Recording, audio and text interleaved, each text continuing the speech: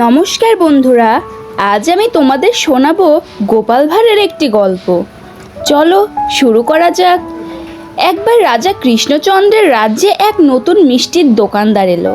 তার দোকানে সন্দেশ আর রসগোল্লার গন্ধ বাতাসে মমা করত, কিন্তু দোকানদার ছিল ভারী লোভী। সে ঠিক করলো যারা তার মিষ্টি কিনবে না কিন্তু দোকানের সামনে দাঁড়িয়ে গন্ধ নেবে, তাদের থেকেও সে পয়সা আদায় করবে। একদিন গোপাল ভাঁড় তার দোকানের সামনে দিয়ে যাচ্ছিলেন। মিষ্টির সুগন্ধে গোপালের মন ভরে গেল। তিনি কিছুক্ষণ দাঁড়িয়ে গন্ধটা উপভোগ করলেন। এটি দেখে লোভী দোকানদার তেড়ে এসে বলল, এই মশাই, খামোখা দাঁড়িয়ে মিষ্টির গন্ধ নিচ্ছেন যে, এর দাম কে দেবে? গোপাল তো অবাক।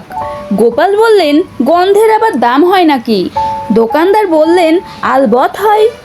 আমার মিষ্টির গন্ধ আমার পয়সা, দাম না দিলে কিছুতেই ছাড়ব। আশেপাশের লোক জড়ো হয়ে গেল। সবাই দোকানদারের কাণ্ড দেখে অবাক। গোপাল একটু মুচকি হেসে বললেন, ঠিক আছে, দাম যখন চাইছো তখন তো দাম দিতেই হবে, একটু দাঁড়াও। এই বলে গোপাল তার কোমর থেকে টাকার থলিটা বের করলেন। তারপর দোকানদারের কানের কাছে নিয়ে গিয়ে থলিটা জোরে জোরে ঝাঁকাতে লাগলেন। থলির ভেতর টাকার কয়েনগুলো একে অপরের সাথে লেগে ঝনঝন ঝন শব্দ করতে লাগলো। দোকানদার অধৈর্য হয়ে বলল, ও কি হচ্ছে, টাকাটা দিন। গোপাল হাসতে হাসতে থলিটা কোমরে গুজে বললেন, দাম তো শোধ হয়ে গেল। দোকানদার অবাক হয়ে বলল, কই, আমি তো কোনো টাকা পেলাম না। গোপাল শান্তভাবে উত্তর দিলেন, কেন পাবে?